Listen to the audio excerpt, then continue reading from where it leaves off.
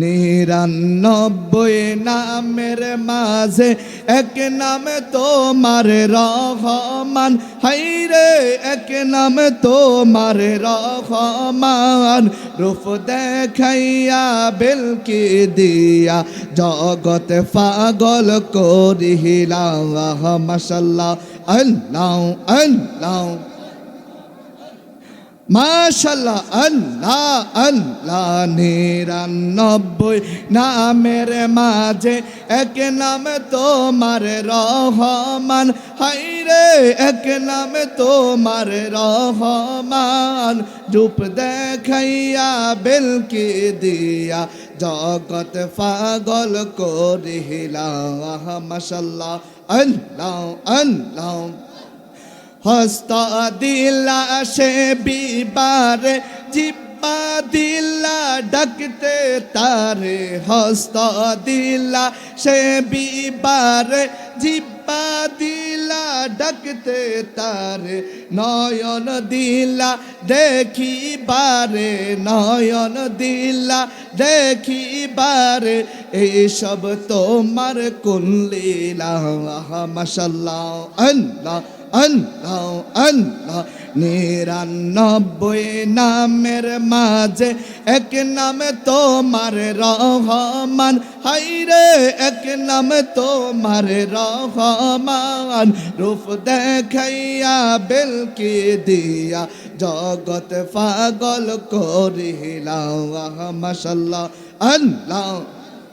মাথা লড়াইয়া আল্লাহ আল্লাহ, ফানা ফানা আল্লাহ আল্লাহ।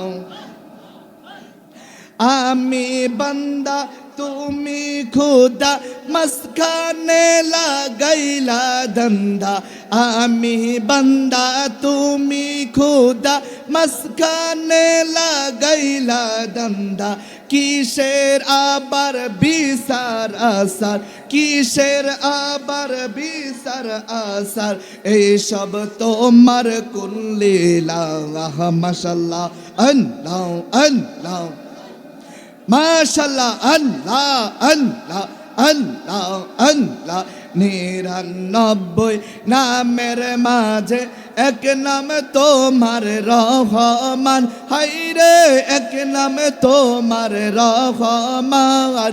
রূপ দেখাইয়া বেলকি দিয়া জগৎ পাগল করিলা, মাশাআল্লাহ আল্লাহ আল্লাহ আল্লাহ আল্লাহ আল্লাহ আল্লাহ আল্লাহ আল্লাহ। লা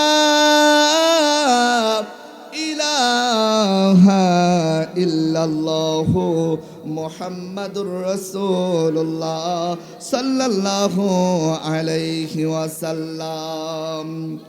ঐতিহ্যবাহী কসবা বিবাহের দিন শাহপুর স্বর্ণকারপাড়া আজকের এই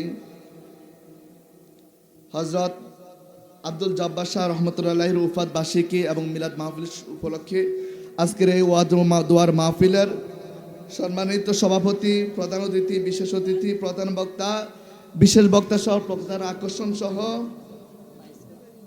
আকর্ষণ সহ আমার সামনে উপস্থিত রয়েছেন অসংখ্য মুরব্বী বাবারা, যুবক ভাইয়েরা এবং স্টেজে উপস্থিত রয়েছেন আলেমুল আবাগান সহ সকলের প্রতি আন্তরিক সালাম এবং মোবারকবাদ। আসসালামু আলাইকুম রহমতুল্লাহি ওয়া বারাকাতুহু।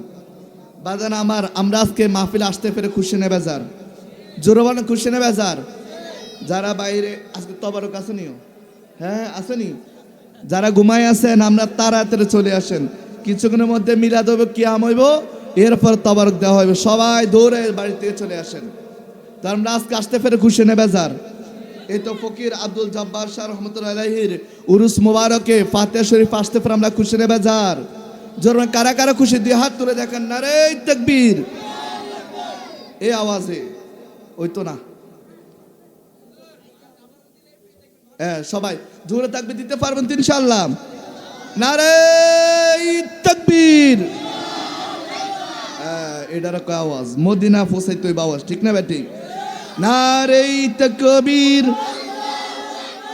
নারে রিসালাত, নারে গৌসিয়া, আহলে সুন্নাত ওয়াল জামাত, শাহপুর স্বর্ণকার পাড়া উরুস মুবারক, ফকির আব্দুল জব্বার শাহর উরুস মুবারক। এবার মাঠটা একটু গরম হচ্ছে, আপনাদের শরীরে একটু হিট আইছে না? শরীরে একটু গরম হয়েছে নি? এত মনে হয় জিমাই আছেন। হ্যাঁ হ্যাঁ, আনেন আনেন। এত একটু জিমাই আছেন, মনে হয় যে মাহফিল কি চলে কি চলে না, মনে হয় যাচ্ছে ঠেলা গাড়ি ঠেললে চলে, নইলে চলে না। ঠিক না ভাই? ঠিক। এখন সবাই সাথে একটা জোশ আইছে না? ভালো লাগতেছে তো ইনশাল্লাহ? হ্যাঁ ইনশাল্লাহ। একটা ভালো লাগার গজল গামুনি শুনবেন না আপনারা? ভালোবাসার জায়গা মদিনা। আমি শুধু আমি কইলে হইতো না, আপনারা আমার সাথে করতে হবে। রাজি আছেন সবাই? কোন ভালোবাসার জায়গা মদিনা, ভালো লাগার, মাশাআল্লাহ, ভালোবাসার জায়গা, ভালো লাগার জায়গা। এত সুন্দর জায়গা কোথাও দেখি না, এত সুন্দর জায়গা কোথাও দেখি না। সাজিয়েছেন দয়াল রাব্বানা ভালোবাসার, সবাই জবান খুলে পড়েন, এ ভালোবাসার জায়গা। আমার জীবনে অনেক বেশি গুনাহ, আমার জীবন, তাই হাবিবের কদম সারব না। ভালোবাসার না, ভালোবাসার জায়গা, ভালো লাগার জায়গা। মদিনা শরীফে নূরের খাজিনা, মদিনা শরীফে নূরের খাজিনা। আশিক বিনে অন্য বুঝে না, আশিক বিনে অন্য বুঝে না। ভালোবাসার ভালোবাসার জায়গা, ভালো লাগার জায়গা। এত সুন্দর জায়গা কোথাও দেখি না, এত সুন্দর জায়গা না। সাজিয়েছেন দয়াল রাব্বানা ভালোবাসার না, ভালোবাসার জায়গা মদিনা, ভালো লাগার জায়গা। এ আমার স্বর্ণকার পাড়া শাহপুরের এ যুবক ভাইয়েরা, আজকে এই এলাকার অনেক যুবক ভাইদেরকে দেখছি এই মাহফিলে অনেক পরিশ্রম করেছেন। যখন মাহফিলে আমরা এসেছিলাম, অনেক যুবকেরা আমাদেরকে অনেক আপ্যায়ন করেছে, অনেক খেদমত করেছে। আজকের এই ফকির আব্দুল জব্বার শাহ রহমাতুল্লাহি আলাইহি উরুস মুবারকে এসেছি। আমার বাবার ভাইয়েরা, বন্ধুরা রে, এই আব্দুল জব্বার শাহ রহমাতুল্লাহি আলাইহি তিনি একজন আমার আল্লাহ পাকের ওলি ছিল। যেরকম ঠিক না বে ঠিক? আর যেরকম ঠিক কিনা? আল্লাহর ওলিদের কথা কোরআনে আছে না নাই? যেরকম আছে না নাই? বাজার আমার একটু গভীর মনোযোগ। আমার আল্লাহ রাব্বুল আলামিন কুরআনুল কারীমের মধ্যে আল্লাহ রাব্বুল আলামিন ডাইকা বলে, দুনিয়ার মানুষরে তোমরা জানিয়ে লাও, শুনিয়ে লাও, আমি আল্লাহ তোমাদেরকে ডিক্লেয়ার করে দিলাম, আমি আল্লাহ তোমাদেরকে জানান করে দিলাম, আল্লাহু ওয়ালিউল্লাযীনা আমানু ইউখরিজুহুম মিনাজ যুলুমাতি ইলান নূর। একটু জোরে সোরে কন্যা সুবহানাল্লাহ, আর জোরে কন্যা সুবহানাল্লাহ। আমার আল্লাহ ডাক দিয়া কয়, দুনিয়ার মানুষরে আমি আল্লাহ যাদেরকে বান্দা থেকে বন্ধু হিসাবে কবুল করে নেই, আমি আল্লাহ যাদেরকে ভালোবাসা নেই, ওই সকল বান্দাদেরকে আমি আল্লাহ অন্ধকার থেকে আলোর দিকে আমি আল্লাহ তাদেরকে নিয়ে আসি। একটু জোরে কন্যা সুবহানাল্লাহ, আর জোরে কন্যা সুবহানাল্লাহ। এ আমার বাদা, গভীর মনোযোগ দিয়া শুনিয়ালন, জানিয়ালন, আল্লাহর ওলিদের সাথে বেয়াদবি করলে আমার আল্লাহ রাগ হয়। যেরকম ঠিক না বেটি? আর যেরকম ঠিক কিনা? আল্লাহর ওলিদের সাথে কি বেয়াদবি করা যাবে? যেরকম যাবে নাকি? না না না। এই জন্য আমার আল্লাহ রাসূল সাল্লাল্লাহু আলাইহি ওয়াসাল্লাম মদিনার কামলিওয়ালা নবী একটা ডাক দিয়া কয়, দুনিয়ার মানুষ রে, মানা আদালি ওয়ালিয়ান ফাকাদ আযানতুহু বিল হারব। জোরে সোরে কন্না আল্লাহু আকবার, আর জোরে বলেন না আল্লাহু আকবার। এবার বলেন না ইয়া রাসূলুল্লাহ, এবার বলেন না ইয়া ওলি আল্লাহ। আমার মদিনার কামলিওয়ালা নবীজি ডাইকা বলে, ও দুনিয়ার মানুষেরা, তোমরা যদি দুনিয়াতে আল্লাহর ওলিদের সাথে, আল্লাহর বন্ধুদের সাথে, যারা আল্লাহ পাকের বান্দা থেকে বন্ধু হইয়া যায়, তোমরা যদি তাদের সাথে দুশমনি করো, তোমরা যদি তাদেরকে প্রতিপন্ন করো, তোমরা যদি তাদেরকে গাল মন্তব্য করো, সাবধান জানিয়ে নাও, শুনিয়ে নাও, আমার আল্লাহ তোমাদের বিরুদ্ধে ডাইরেক্ট যুদ্ধের ডিক্লার দিয়েছে। জোরে সোরে কন্যা সুবহানাল্লাহ। ইয়ো আল্লাহর ধরা শক্ত নাকি নরম? ইয়ো জোরে কন্যা কিতাও আল্লাহর ধরা শক্ত ধরা। আল্লাহ ধরলে ধরার মতো ধরবে। জোরে কন ঠিক না ঠিক? আল্লাহর ওলিদের সাথে বেয়াদবি করা যাবে নাকি? জোরে কন যাবে নাকি? এ আমার বাজান, এই বিবাড়িয়া জেলাধীন শাহপুর স্বর্ণকার পাড়ার এলাকার ভাই বাবারা, এ পরদর্শীন মা বোনেরা গো,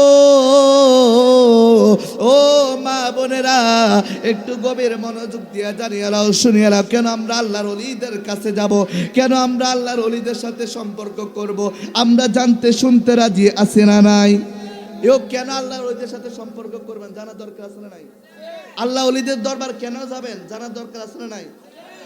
এখন তো আল্লাহ ওলিদের দরবারে এই যে আমরা আখাউড়া হযরত কল্লা পীর রহমতুল্লাহ আলাইহির দরবার আছে না নাই? কল্লা শহীদ রহমতুল্লাহ দরবার আছে না নাই? ওই কল্লা শহীদ রহমতুল্লাহ দরবারে গেলে এখানে কিছু নাই, আছে শুধু একটা মাথা। জোরে কোন ঠিক না ঠিক? বলে কি বলে না? বেঈমানেরা বলে কি বলে না? জোরে বল না, বলে কি বলে না? বলে। তাই বলে কি আমরা আল্লাহ ওলির দরবারে যাওয়াকে বন্ধ করে দিব? জোরে কোন ফকির আব্দুল জব্বার শাহ রহমতুল্লাহ দরবারে আসা কি বন্ধ করে দিব? আমরা বন্ধ করব না। বাজার একটু গভীর মনোযোগ দিয়া শুনিয়া লাও, আল্লাহর একজন ওলির কথা বলবো, ছোট্ট করে একটি কথা বলবো। আল্লাহর ওলি হযরতে শেখ ফরিদ রহমতুল্লাহ আলাইহি। জোরে কোন সুবহানাল্লাহ। কোন ওলির কথা বললাম? যিনি হযরত নিজামউদ্দিন আউলিয়া রহমতুল্লাহ আলাইহি পীর ছিলেন। জোরে কোন সুবহানাল্লাহ। আল্লাহর ওলি হযরতে শেখ ফরিদ রহমতুল্লাহ আলাইহি একদিন জংলা দিয়ে হেঁটে যাচ্ছিলেন, গভীর জংলা দিয়ে হেঁটে যাচ্ছিলেন। এ আমার বাবারা একটু গভীর মনোযোগ দিয়ে শুনবেন, আপনাদের হাতে পায়ে ধরে অনুরোধ করবো, কে কোনো কথা বলবেন না, একটু গভীর মনোযোগ দিয়ে আলোচনাটুকু শুনবেন। এই আলোচনার থেকে আমাদের ফায়দা হবে। যেরকম মারহাবা, আরো যেরকম না মারহাবা। সবার মনোযোগ এদিকে, সবাই আমার দিকে, এদিকে মনোযোগ দেন। আরেকটা গজল গাইবেন না আপনারা? আরেকটা গজল গাইবেন নি? আমি হি তোমার প্রেমের ভিখারি ইয়া রাসূলুল্লাহ, আমি হি তোমার। গজল গাই কি সমস্যা হইব? গাইলে কোন সমস্যা আছে? ভালো লাগে না? গজল গাইতে ভালো লাগে না? নবীর শান, ওলি আল্লাহ শান, যতদিন এই দেহে প্রাণ থাকে, যতদিন আমাদের দেহে প্রাণ থাকে, ততদিন নবীর শান গাইব, ততদিন ওলি আল্লাহ শান গাইব। কেউ যদি আমাদেরকে বেদাতি বলে, কেউ যদি আমাদেরকে মাজার ফুজারি বলে, কেউ যদি আমাদেরকে গাল মন্তব্য করে, কেউ যদি আমাদেরকে আঘাত করে, তারপরে এই দেহে থেকে, এই প্রাণ থেকে আল্লাহ রসুল আর ওলি আল্লাহর মহব্বত আমাদের থেকে দূর সরিয়ে নিতে পারবে? আমি হি তোমার প্রেমের ভিখারি ইয়া রাসূলুল্লাহ,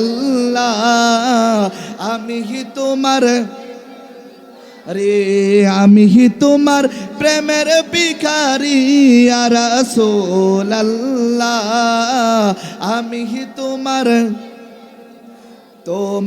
প্রেমের গরা নাই যে তুলনা, নাই যে তুলনা, গরা নাই যে তুলনা, তোমার প্রেমের গরা নাই যে তুলনা, নাই যে তুলনা গরা। তোমার প্রেমে জিন্দা হইল উস্তুনে হান্নানা ইয়া রাসূলুল্লাহ, ইয়া হাবিবাল্লাহ, আমি কি তোমার, আরে ইয়া রাসূলুল্লাহ, ইয়া হাবিব,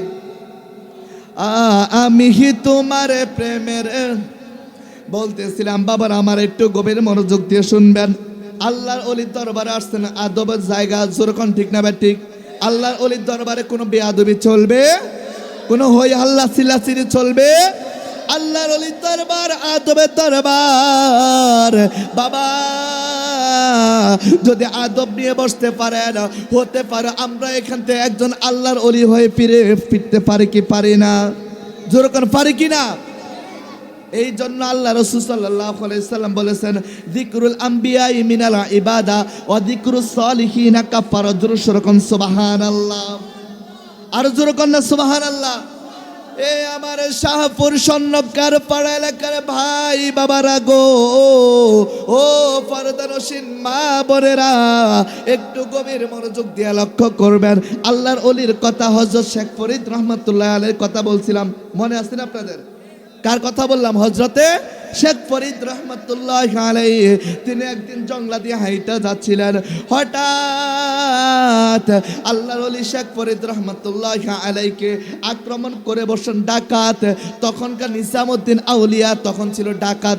যেরকম কি ছিল? ডাকাত ছিল। কি ছিল? ডাকাত কি? রাত্রেবেলা আমাকে আপনাদেরকে হামলা দেয়, হামলা দিয়ে মোবাইল বলেন, টাকা পয়সা বলেন, অর্থ বলেন, যা বলেন সব কিছু কি করে নিয়ে যায়, ঠিক না ভাই? ঠিক। ডাকাতের কাজ হচ্ছে আক্রমণ করা আর সব কিছু হাতি নেওয়া। যেরকম ঠিক না ভাই? ঠিক। আরো যেরকম ঠিক কিনা? আল্লাহর ওলি হযরতে শেখ ফরিদ রহমাতুল্লাহ আলাইহি তিনি যখন হাঁটতেছিলেন, ওই জংলা দিয়া ওই ডাকাত নিজামউদ্দিন আইসা হামলা দিলেন। বলতেছেন আপনার কাছে কি আছে, কি আছে? সব দিয়ে দেন, সব দিয়ে দেন, আমাকে সব দিয়ে দেন। এবার হযরতে শেখ ফরিদ একটা ডাইকা বলে, এ ডাকাত, তুমি এই ডাকাতি করে টাকা পয়সা নিয়ে তুমি কি করো? ওই ডাকাত নিজামউদ্দিন তখন তিনি বলতে, আমি মানুষদের কাছ থেকে ডাকাতি করে টাকা পয়সা নিয়া আমি আমার মা বাবাকে খাওয়াই, আমি আমার স্ত্রীকে খাওয়াই, আমি আমার সন্তানকে খাওয়াই। যেরকম সুবহানাল্লাহ। মা বাবা টাকা পয়সা ইনকাম করে সন্তানদেরকে খাওয়ার জন্য। যেরকম ঠিক না ভাই? ঠিক। স্ত্রীদেরকে, স্বামীরা টাকা পয়সা ইনকাম করে স্ত্রীদেরকে খাওয়ানোর জন্য। যেরকম ঠিক না ভাই? ঠিক। এবার হযরতে শেখ ফরিদ রহমাতুল্লাহ আলাইহি একটা ডাক দিয়া কয়, ও ডাকাত, তুমি যে ডাকাতি করে টাকা পয়সা নিয়ে যাও, তাহলে তুমি যে গুনাহ করতেছ, তোমার এই গুনার ভাগ তোমার মা বাবা, এই গুনার ভাগ তোমার স্ত্রী, এই গুনার ভাগ তোমার সন্তান বহন করবে নি। ওই নিজামউদ্দিন ডাকাত তিনি বলতেছেন, ওই হযরতে নিজামউদ্দিন ডাকাত তিনি বলতেছেন, হ্যাঁ অবশ্যই বহন করবে। এবার হযরতে শেখ ফরিদ একটা ডাইকা বলে, ঠিক আছে, যদি বহন করে তাহলে আমার কোনো আপত্তি নাই। যাও তুমি এখন বাড়িতে যাও, বাড়িতে গিয়া তোমার প্রাণের স্ত্রীকে জিজ্ঞাসা করো, তোমার এই টাকা পয়সার মালিক, তুমি যে এই টাকা পয়সা ইনকাম করো তারা খায়, তোমার যে গুনাহ হইতেছে, তোমার এই গুনার ভাগ তোমার স্ত্রী নিবনি। সুবহানাল্লাহ। যেরকম নিজামউদ্দিন আউলিয়াকে, তখন তো তিনি ডাকাতে সর্দার ছিলেন। আচ্ছা ঠিক আছে, আসুক। তখন তো তিনি কি ছিলেন? ডাকাতে সর্দার ছিলেন, ঠিক কিনা বলেন? তখন শেখ ফরিদ রহমাতুল্লাহ আলাইহিকে বলতেছেন, যাও তাহলে তুমি বাড়িতে যাও, গিয়ে জিজ্ঞাসা করো, যদি তোমার মা বাবা স্ত্রী পুত্ররা যদি নেয় তাহলে আমার কোনো আপত্তি নাই। এবার ওই হযরতে নিজামউদ্দিন ডাকাত তিনি এবার ডাইকা বলে, ঠিক আছে, আমি বাড়িতে গেলাম, বাড়িতে গিয়ে জিজ্ঞাসা করে আসি। এবার যখন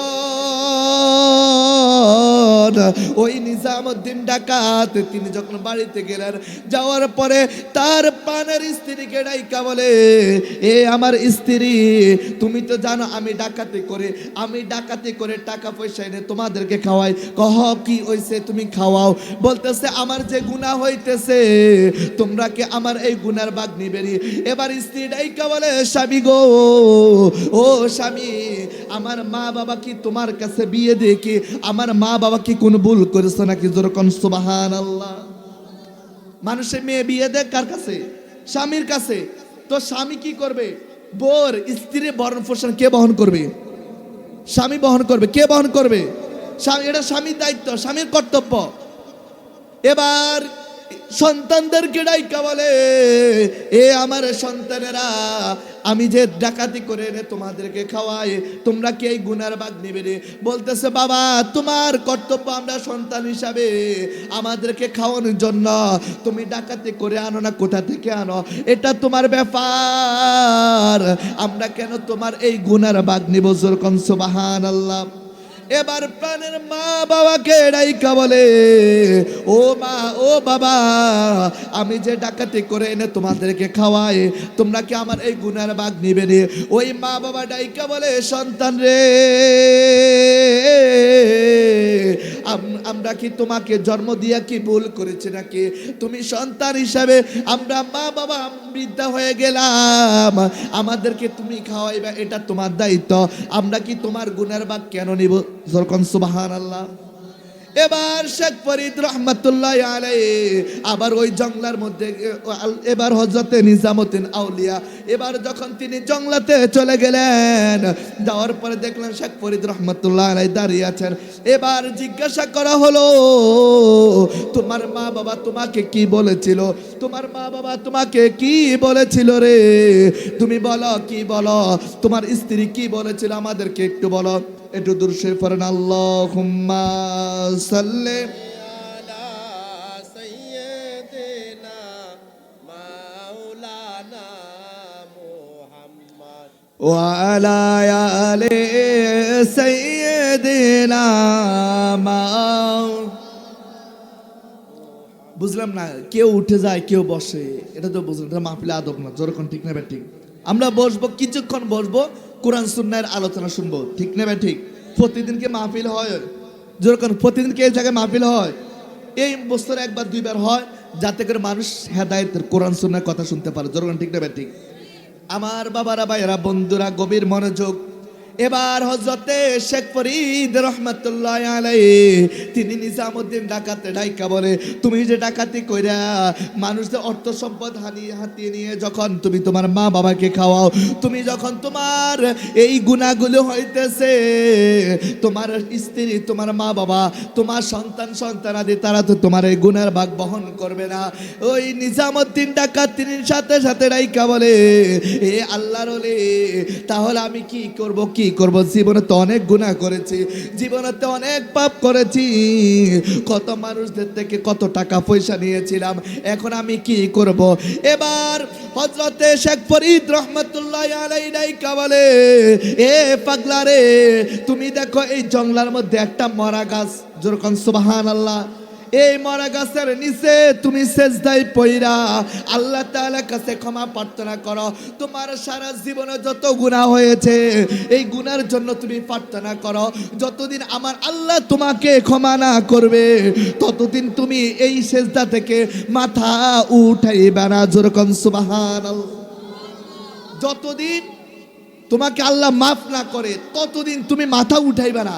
এবার নিজামউদ্দিন ডাইকা বলে, ওগো আল্লাহর ওলি, এই গাছে কতদিন পরে পাতা ধরবে এটা তো আমি জানি না। সুবহানাল্লাহ, জোরে বলেন না। মরা গাছ থেকে কি নতুন পাতা আসে? জোরে বলেন না, মরা গাছ থেকে নতুন পাতা আসে? আসে না। এবার ওই নিজামউদ্দিন ডাকাত তিনি যখন গাছের নিচে সেজদায় পড়লেন, একটানা 12 বছর পর্যন্ত তিনি সেজদায় পড়ে পড়ে আল্লাহ তাআলার কাছে ক্ষমা প্রার্থনা করেন। যেরকম সুবহানাল্লাহ। কয় বছর বাবা? 12 বছর। এবার হঠাৎ 12 বছর পরে হযরতে নিজামউদ্দিন আউলিয়া, নারে তাকবীর, আল্লাহু আকবার, নারে রিসালাত, ইয়া রাসূলুল্লাহ, পক্ষ থেকে, লাল গোলাপ শুভেচ্ছা, কমিটির পক্ষ থেকে, লাল গোলাপ শুভেচ্ছা, আল্লাহু আকবার, ইয়া রাসূলুল্লাহ, যেরকম মারহাবা।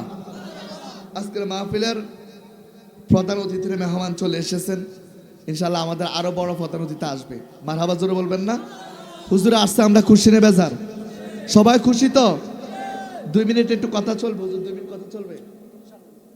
সবাই একটু গভীর মনোযোগ দিয়ে লক্ষ্য করবে। একটু দূর শুয়ে পড়েন, আল্লাহুম্মা সাল্লি মাওলানা ওয়া আলা আলি সাইয়্যিদিনা বাজার আমার বলতেছিলাম 12 বছর পর্যন্ত ওই নিজামউদ্দিন আউলিয়া তিনি ওই গাছের নিচে সেজদায় পড়ে রইলেন। 12 বছর পরে হযরতে শেখ ফরিদ রহমাতুল্লাহ আলাইহি ওই জংলা দিয়ে যখন হাইটে যাচ্ছিলেন, দেখলেন আল্লাহর ওলি নিজামউদ্দিন আউলিয়া তিনি সেজদার মধ্যে পড়ে রইলেন, আর ওই মরা গাছ থেকে পাতা উঠে এসেছে। যেরকম সুবহানাল্লাহ, ওই মরা গাছ থেকে নতুন পাতা গজাইছে। এবার হযরত শেখ ফরিদ রহমাতুল্লাহ ডেকে বলতেছে, এই পাগলা, তুমি এখনো সেজদায় পড়ে রইলো, তুমি সেজদা থেকে মাথাটা উঠাও, দেখো না ওই মরা গাছ থেকে নতুন করে পাতা এসেছে। আল্লাহর ওলি হযরত নিজামউদ্দিন আউলিয়া তিনি এবার ডাইকা বলে, ও গো আল্লাহর ওলি, আমি জানি না আমার আল্লাহ আমার গুনাহগুলি মাফ করছে কিনা, আমি তো এই 12 বছর পর্যন্ত সেজদা থেকে মাথা উঠাই নাই। ও গো আল্লাহর ওলি, আপনি বলেন না আল্লাহ আমাকে মাফ করছে কিনা। এবার শেখ ফরিদ রহমাতুল্লাহ আলাইহি ডাইকা বলে, তুমি মাথা উঠাও আর দেখো ওই মরা গাছ থেকে নতুন করে পাতা উঠেছে। যেরকম সুবহানাল্লাহ। এবার ওই শেখ ফরিদ রহমাতুল্লাহ আলাইহি তিনি বলেন, তোমার জিন্দেগীর গুনাহগুলি আমার আল্লাহ মাফ করে দিয়েছে, তুমি 12 বছর পর্যন্ত সেজদায় রইলা। এবার নিজামউদ্দিন ডাইকা বলে, ও গো আল্লাহর ওলি, এর মাঝে তো আমি আরেকটা গুনাহ করে ফেলছি। বলছে, কি করছো? বলে, আমি এই জঙ্গলার মধ্যে একজন মানুষকে হত্যা করেছি। কেন কেন কেন তুমি হত্যা করেছ? এবার ওই নিজামউদ্দিন আউলিয়া ডাইকা বলে, ও গো আল্লাহর ওলি, দেখলাম একজন যুবক একটা কবর খনন করতেছে। আমি জিজ্ঞাসা করলাম, তুমি কেন কেন কবর খনন করো?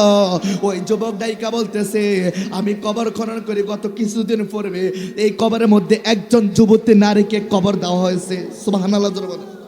কারে? যুবতী নারীকে কবর দেওয়া হয়েছে। বলে, হ্যাঁ, তাহলে তুমি কেন কেন কবর খনন করো? বলে, এই যুবতী নারীকে আমি ভালোবাসতাম, আমি ওই নারীকে ভালোবাসার কারণে ওই নারীকে না পাওয়াতে আমি ওই নারীর সাথে মেলামেশা করার আমার ইচ্ছা ছিল, ওই নারীর সাথে আমি সহবাস করার ইচ্ছা ছিল, কিন্তু ওই নারীর জীবিত অবস্থায় আমি ওই নারীর সাথে সহবাস করতে পারি না, যার কারণে আমার মনের একটা খায়েশ ছিল, আমি যেই কোনোভাবে এই নারীকে একবার ভোগ করব, ওই নারীর সাথে আমি মেলামেশা করবো। যেরকম নাউজুবিল্লাহ। বলতেছে, ওই যুবক এসে যখন কবর খনন করতেছে, আমি যখন তাকে জিজ্ঞাসা করলাম, সে যখন এই কথা বলল, আমি তাকে আবার এই জায়গার মধ্যে হত্যা করে দিলাম। যেরকম না সুবহানাল্লাহ। ওই যুবককে আবার নিজামউদ্দিন আউলিয়া তিনি হত্যা করে ফেললেন। এবার হুজুর, আল্লাহ কি আমাকে মাফ করছে কিনা? আমি তারটা খুন করতেছি।